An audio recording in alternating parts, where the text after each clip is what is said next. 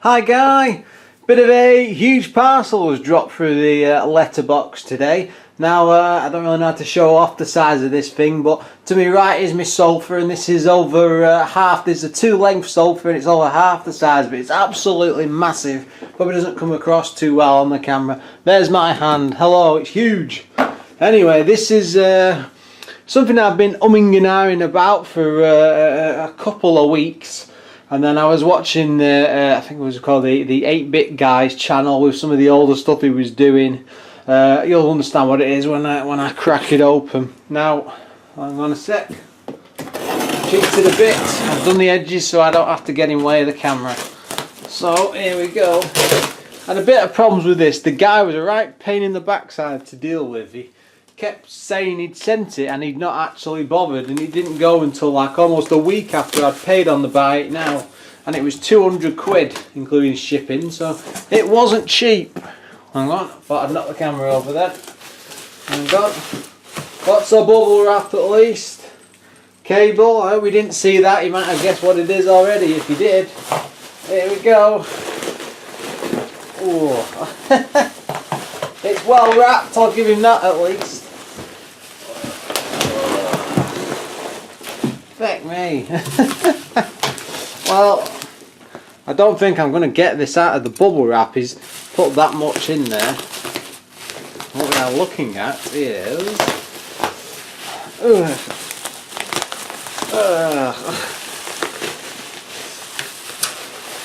Oh. Come on.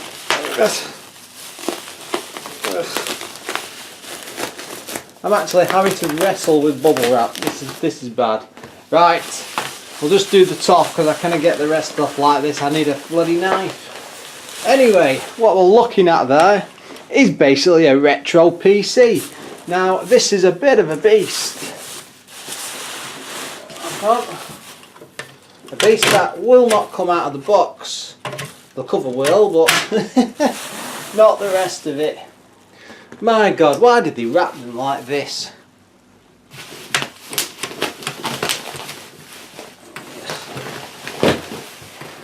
There we go, get it down to the bottom. Now I'm going to bin all this, that's the worst part afterwards. Only got a normal wheelie bin out back.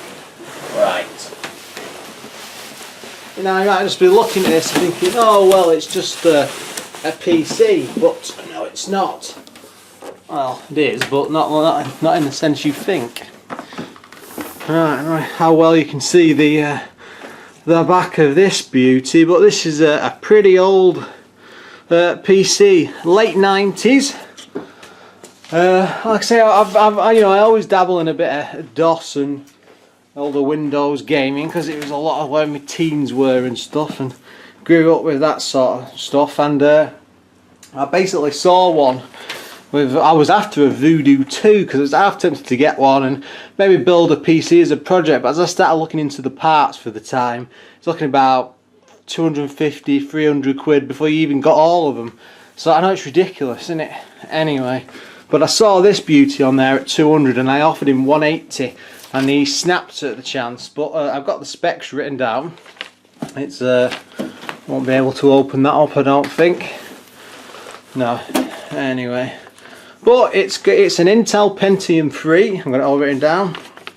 It's got a standard 4 meg graphics card, but it's got a Voodoo 2, which is 12 meg, with another spare slot in. The guy's built this specifically for retro gaming. It's got hang on a bit, I'm reading the motherboard off there, pointless.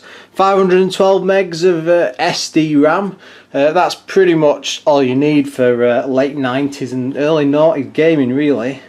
It's 200 gig hard drive in there. It's also got, which I was quite impressed with, it's got an SD hard drive of about, I think it's only about 20 gig, but for the time, you know, the games were like next, you know, they were about 5-10 meg at a time if you were unlucky. So really nice, that sort of thing. And because it's an SD card, I can just copy the entire C drive off very easily and use it as backup and stuff.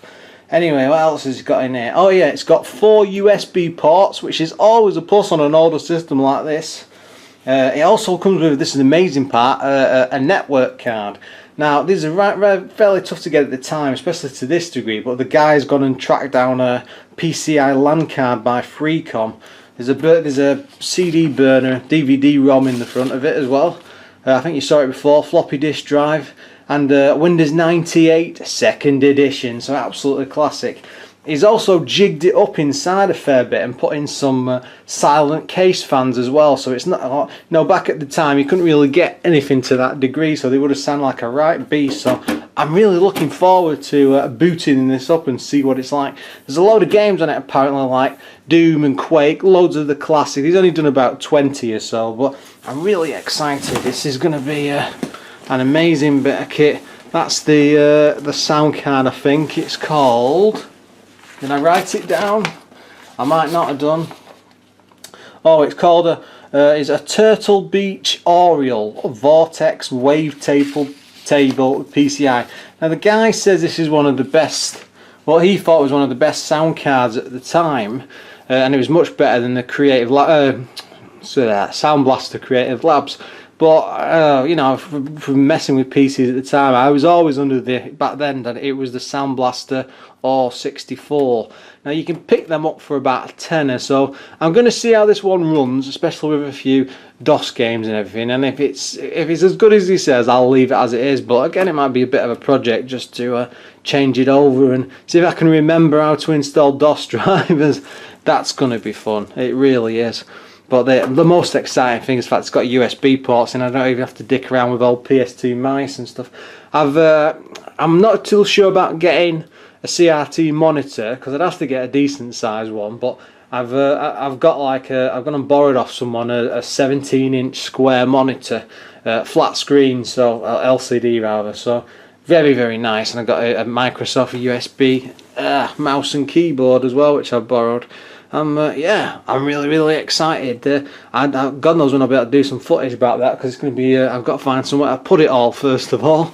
But anyway guys, as always, oh look, there's a Freecom adapter. Very, very excited. Until next time guys.